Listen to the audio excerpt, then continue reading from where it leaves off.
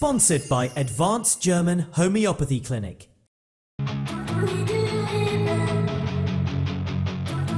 I'm Dr. Manoj Pujar, MD Homeopath, Classical Homeopath, Advanced German Homeopathy Clinic, Varicose Ulcer and Diabetic Wound Care Center.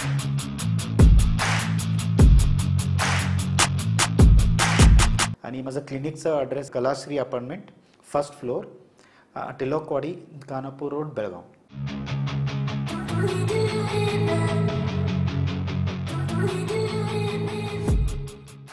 नमस्कार, मी श्वेता अंकले. Tarun Bharat news bulletin मध्ये आपल्या सर्वांचे स्वागत. आता पाहूयात ठळक घडामोडी. पंतप्रधान नरेंद्र मोदी यांच्या मन की बात या रेडिओ कार्यक्रमाचा 127वा भाग आज प्रसारित झाला. या भागामध्ये पंतप्रधानांनी छठपूजेच्या शुभेच्छा दिल्या आणि देशवासियांना या उत्सवात सहभागी होण्याचे आवाहन केले. सणासुदीच्या काळात स्वदेशी वस्तूंना प्राधान्य देण्याची लोकांची मानसिकता अधिक बळकट झाली असल्याचे त्यांनी नमूद केले. यंदाच्या सणांच्या काळामध्ये जीएसटी बचत महोत्सवामुळे नागरिकांमध्ये मोठा उत्साह होता. बाजारात स्वदेशी वस्तूंची खरेदी लक्षणीय प्रमाणात वाढली आहे, असे मोदी यांनी सांगितले. याशिवाय त्यांनी सरदार वल्लभभाई पटेल यांच्या 150व्या जयंतीनिमित्त रन फॉर युनिटी सारख्या उपक्रमांचा उल्लेख करत देशातील एकतेचा संदेशही अधोरेखित केला. पंतप्रधानांनी नागरिकांना व्होकल फॉर लोकल या उपक्रमात अधिकाधिक सहभागी होण्याचे आवाहन करत स्वदेशी उत्पादनांचा वापर हीच खरी देशसेवा असल्याचे प्रतिपादन केले. खानापूर तालुक्यातील लोकोळी येथील बलप्रभा नदीमध्ये शुक्रवारी बुडालेल्या प्रथमेश रवींद्र पाटील वय 18 या युवकाचा मृतदेह अखेर आज रविवारी सकाळी सापडला आहे. प्रथमेश शुक्रवारी सायंकाळी नदीत पोहण्यासाठी गेला असताना पाण्याच्या जोरदार प्रवाहात ओढला गेला आणि त्यातच बुडून गेला होता. त्यानंतर खानापूर अग्निशमन दल, HERF रेस्क्यू पथक व स्थानिक युवकांनी मिळून 2 दिवस व्यापक शोध मोहीम राबवली. शनिवारी दिवसभर शोधकार्य सुरू ठेवलं गेलं, पण संध्याकाळपर्यंत काहीच सुराग लागला नव्हता. रविवारी सकाळी मृतदेह सापडताच परिसरात शोककळा पसरली. कुटुंबियांचा आक्रोश हृदयद्रावक होता. स्थानिक प्रशासनाकडून घटनेची नोंद करण्यात आली असून पुढील तपास सुरू आहे. गांधीनगर येथील होलसेल फळ बाजारात सडलेल्या फळांमुळे परिसरात दुर्गंधी पसरली असून डासांची संख्या वाढल्याने आरोग्य धोक्यात आले आहे. खराब फळे टाकण्यासाठी योग्य व्यवस्था नसल्यामुळे ती राष्ट्रीय महामार्गालगत असलेल्या मोकळ्या जागेत टाकली जातात. त्यामुळे या भागातील नागरिक, व्यापारी आणि ग्राहक त्रस्त झाले आहेत.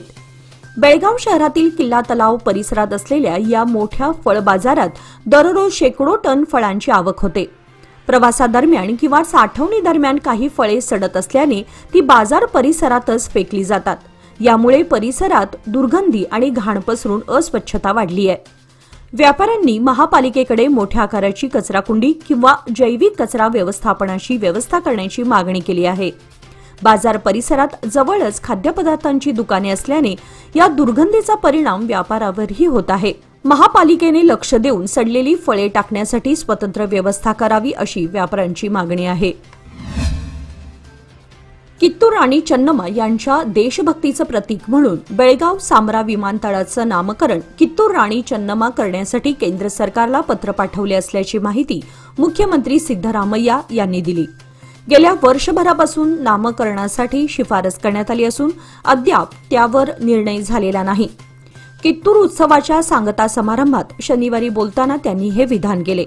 मुख्यमंत्री सिद्धरामय्या म्हणाले की कित्तूरचे ऐतिहासिक महत्त्व लक्षात घेता येथे सर्वांगीण विकासाचे प्रयत्न सुरू आहेत.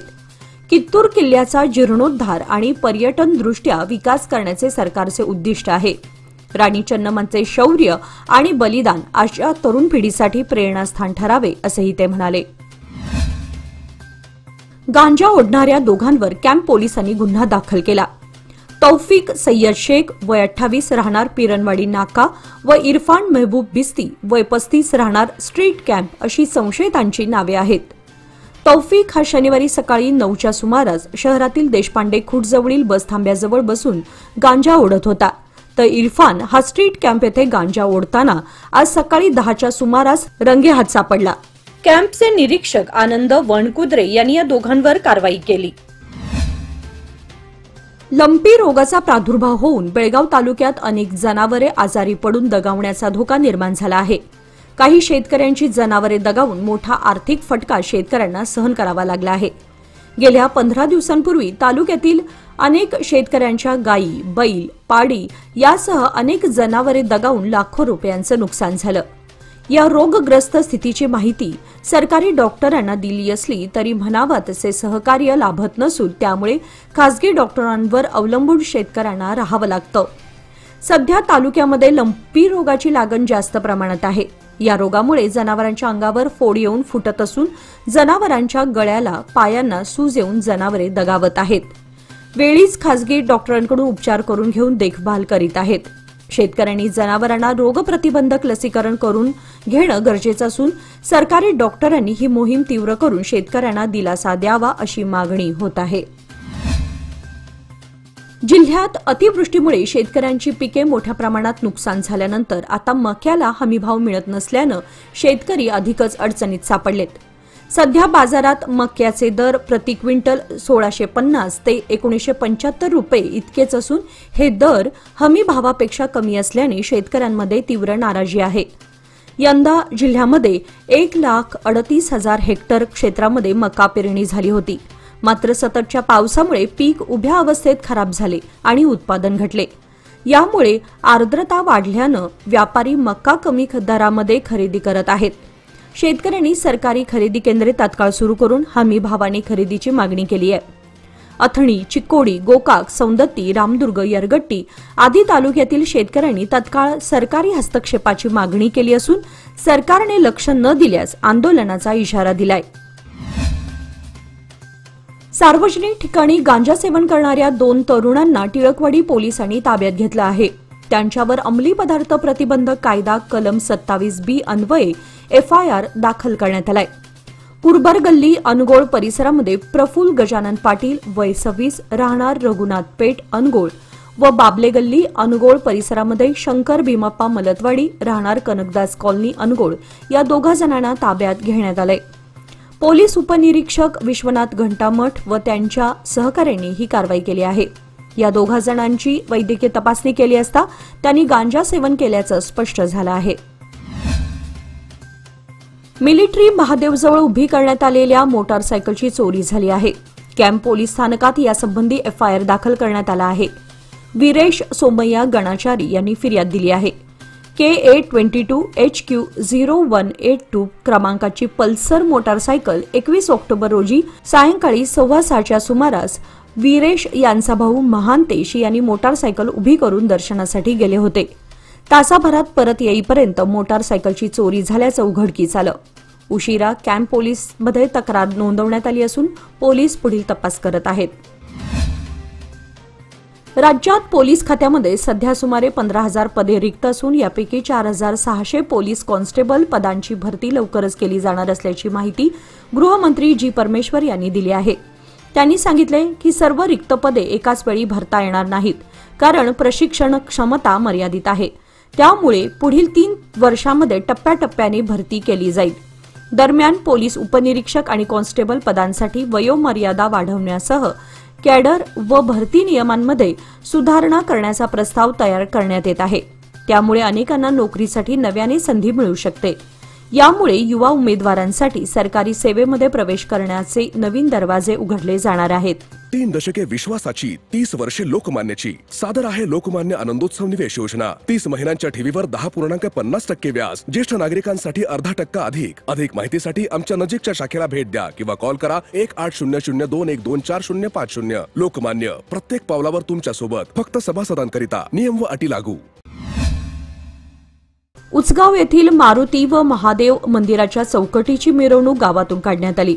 विधान परिषद सदस्य चन्नराज हट्टीहोळी यांनी फीत कापून चौकटीचे पूजन केले. यावेळी हट्टीहोळी म्हणाले की महादेव आणि मारुती मंदिराच्या उभारणीसाठी 20 आणि 50 लाख रुपयांचा निधी मंजूर झाला आहे. गावकऱ्यांच्या सूचनेनुसार मंदिराची उभारणी करण्यात येईल. हट्टीहोळी यांनी लक्ष्मीदेवी यात्रोत्सव कमिटीतर्फे आयोजित कार्यक्रमातही सहभाग घेतला. काडा अध्यक्ष युवराज कदम, बाळासाहेब देसाई, ग्रामपंचायत उपाध्यक्ष बाळकृष्ण तेरसे, संभाजी कदम, रामा कदम, सचिन तरळे, मनोहर होनगेकर आदी उपस्थित होते. विश्व भारत सेवा मंडळ संचलित बेळवट्टी हायस्कूलच्या मुलींच्या कबड्डी संघाने जिल्हा स्तरावर प्रथम क्रमांक पटकावत पश्चिम भागाचं नाव उज्ज्वल केलं आहे. त्यांच्या यशाबद्दल राज्यमंत्री लक्ष्मी हेब्बाळकर यांच्या हस्ते संघाचा विशेष सत्कार करण्यात आला. या संघाची आता विभागीय पातळीवरील स्पर्धेसाठी निवड झाली असून ग्रामीण भागातील मुलींची ही कामगिरी प्रेरणादायक असल्याचे मत मंत्री हेब्बाळकर यांनी व्यक्त केले. या मुलींनी कबड्डीमधून ग्रामीण भागातील कौशल्य सिद्ध केलं असून शासनाकडून अशा खेळाडूंना पुढील पातळीवर संधी मिळवून देण्यासाठी सहकार्य केले जाईल असे त्यांनी सांगितले. यावेळी पंच नारायण नलवडे, मारुती कांबळे, मुख्याध्यापक जी.एन. तंगनाचे, क्रीडा शिक्षक अजय गाडेकर यांच्यासह गावातील मान्यवर उपस्थित होते. मेगा व्हीआयपी टास्कच्या नावाखाली बँक खात्यावरून रक्कम पाठवायला सांगून तब्बल 16 लाखांची फसवणूक झाल्याची नोंद शहर सीईएन पोलिसात झाली आहे. या प्रकरणी फसलेल्या डॉक्टर महिलेने फिर्याद दिली आहे. सदर डॉक्टर महिलेला मेगा व्हीआयपी टास्कची माहिती ओळखीच्या व्यक्तींकडून मिळाली होती. हे एक टेलिग्राम चॅनल असून यामध्ये रक्कम गुंतवल्यास चांगला नफा मिळतो असेही आमिष दाखवण्यात आले होते. गेल्या महिन्यामध्ये व्हॉट्सअॅपवर एकाने आपण गुंतवणूक सल्लागार असल्याचे सांगत सदर महिलेला मेगा आयपी टास्कवर गुंतवणूक केल्यास कसा फायदा मिळू शकतो हे पटवून दिले. यानंतर सदर डॉक्टर महिलेने कॅनरा व एसबीआय बँकेतून 20 सप्टेंबर ते 20 ऑक्टोबर या कालावधीत संबंधित व्यक्तीने दिलेल्या खात्यावर 16,26,000 रुपये पाठवले. यानंतर ऑनलाईन भामट्यांनी संपर्क साधणे बंद केले. आपण फसलो गेल्याचे लक्षात आल्यानंतर या प्रकरणी डॉक्टर महिलेने सीईएनमध्ये फिर्याद दिली आहे. राज्य महिला विकास महामंडळाच्या अध्यक्षा पद्मावती यांनी सौंदत्ती यल्लमा डोंगरास भेट दिली. महामंडळातर्फे बांधलेल्या व्यावसायिक संकुलातील दुकानांची त्यांनी पाहणी केली. तसेच मंदिर प्राधिकरणाच्या अधिकाऱ्यांशी दुकानांच्या वाटपासंदर्भात चर्चा केली. याप्रसंगी पद्मावती यांनी उद्योगिनी योजनेच्या लाभार्थ्यांच्या विभागाला भेट देऊन डीआरपी सर्वेक्षणाची पाहणी केली. त्यांनी बनवलेल्या विविध साहित्यांची पाहणी केली. त्यानंतर माजी देवदासी महिलांची भेट घेऊन चर्चा केली. अध्यक्षा पद्मावती यांच्यासह विकास महामंडळाच्या महाव्यवस्थापिका अक्क महादेवी, बाल विकास प्रकल्पाधिकारी अमृता सानिकोप, सहाय्यक बाल विकास प्रकल्पाधिकारी हिरेमठ, यल्लम्मा डोंगर प्राधिकरणाचे अभियंता चौहान, विकास निरीक्षक रूपा पवार, देवदासी पुनर्वसन प्रकल्पाधिकारी पुष्पा शहमाने, टीजी कम्युनिटी टीएचओ इतर अधिकारी उपस्थित होते. बेळगाव तालुक्यातील बिजगर्णी येथील श्री गणेश दूध उत्पादन सहकारी संघ गोकुळ संस्थेच्या वतीने दरवर्षीप्रमाणे यंदाही महालक्ष्मी पूजन व शेतकऱ्यांना बोनस वितरण सोहळा उत्साहात पार पडला. गेली 21 वर्षे यशस्वीरित्या कार्यरत असलेल्या या संस्थेने यंदा तब्बल 5 लाख रुपयांचा भरघोस बोनस शेतकऱ्यांना वितरित केला. या कार्यक्रमाला संस्थेचे chairman Mahadev Patil, vice chairman Laxman More तसेच सर्व संचालक मंडळ आणि ग्रामस्थ मोठ्या संख्येने उपस्थित होते. बोनसचे वाटप म्हैस व गाय दूध पुरवठा करणाऱ्या शेतकऱ्यांमध्ये वेगळ्या पद्धतीने करण्यात आले.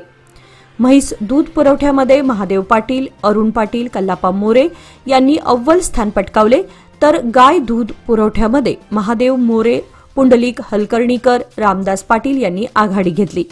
कार्यक्रमास रामलिंग हलकर्णीकर, केदारलिंग हलकर्णीकर, रामचंद्र जाधव, यल्लाप्पा जाधव, देवाप्पा पाटील, प्रभाकर बिर्जे, किरण हलकर्णीकर यांच्यासह अनेक मान्यवर उपस्थित होते.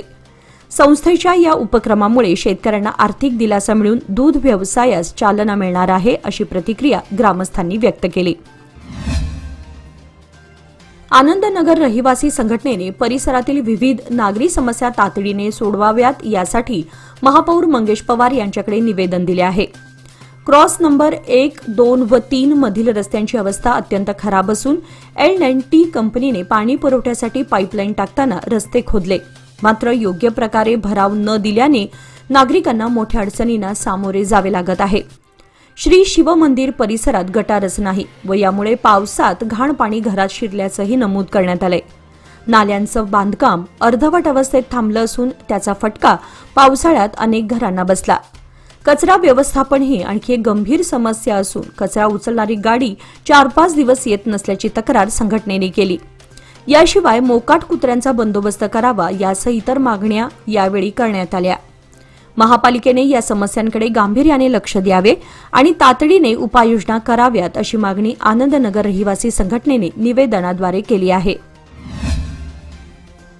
तालुका महाराष्ट्र एकीकरण समितीने 1 नोव्हेंबर रोजी आयोजित केलेल्या काळा दिन मूक सायकल फेरीला उचगाव ग्रामस्थांनी एकमुखी पाठिंबा दिला असून गावातील समितीनिष्ठ नागरिक मोठ्या संख्येने या फेरीमध्ये सहभागी होणार आहेत. काल रात्री आयोजित बैठकीत हा निर्णय घेण्यात आला. 1956 पासून सीमा भागातील मराठी भाषिकांवर अन्याय होत असून केंद्र सरकारच्या विरोधात निषेध म्हणून हा काळा दिन पाळला जातो. ही फेरी कोणत्याही भाषेच्या किंवा राज्याच्या विरोधात नसून सीमा भागातील मराठी जनतेच्या हक्कांसाठी केंद्राच्या भूमिकेविरोधात आहे. 1 नोव्हेंबर रोजी बेळगावमध्ये होणाऱ्या मूक सायकल फेरीमध्ये उचगावमधील महाराष्ट्र एकीकरण समितीचे कार्यकर्ते व ग्रामस्थ मोठ्या संख्येने सहभागी होणार असल्याची माहिती संयोजकांनी दिली. पोलाइट्स ऑफ बेळगाव वर्ल्ड वाईड आणि सेंट पॉल हायस्कूल यांच्या संयुक्त विद्यमाने आयोजित 57वी फादर एडिस मूर्ती चषक 17 वर्षांखालील फुटबॉल स्पर्धेला शनिवारी भव्य सुरुवात झाली. सेंट पॉल पीयू कॉलेजच्या मैदानावर सुरू असलेल्या या स्पर्धेमध्ये सुमारे 26 संघ सहभागी झाले आहेत. स्पर्धेतील विजेता व उपविजेता संघांना चषक, रोख रक्कम आणि वैयक्तिक पारितोषिके देण्यात येणार आहेत. याशिवाय सर्वाधिक गोल करणारा खेळाडू, उत्कृष्ट गोलकीपर आणि उत्कृष्ट प्रशिक्षक यांनाही सायकल व सन्मानचिन्हे देऊन गौरवण्यात येणार आहे. यावर्षी 11 शाळांचे संघ स्पर्धेमध्ये सहभागी झाले असून सामने सेंट पॉल पीयू कॉलेजच्या मैदानावर खेळवले जात आहेत. उद्घाटन समारंभात प्रमुख पाहुण्यांच्या उपस्थितीत स्पर्धेला सुरुवात झाली. पहिल्या दिवशी मराठी विद्यानिकेतन, KLS, जैन हेरिटेज, MVM या संघांनी दमदार खेळ करत स्पर्धेत विजयी सलामी दिली. फुटबॉल प्रेमींसाठी ही स्पर्धा पर्वणी ठरणार असून पुढील काही दिवस रंगतदार सामने पाहायला मिळणार आहेत.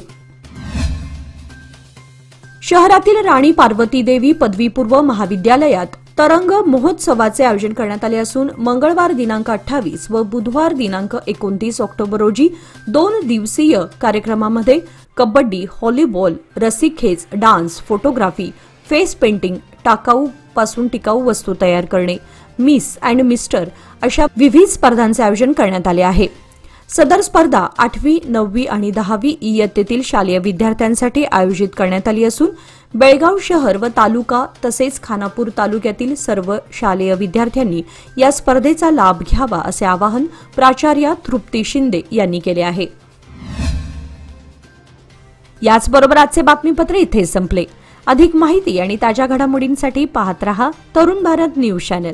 तसेच आमच्या चॅनलला लाईक, शेअर आणि सबस्क्राईब करायला विसरू नका. आणि विश्वासार्ह बातम्यांसाठी दररोज वाचा दैनिक तरुण भारत. धन्यवाद.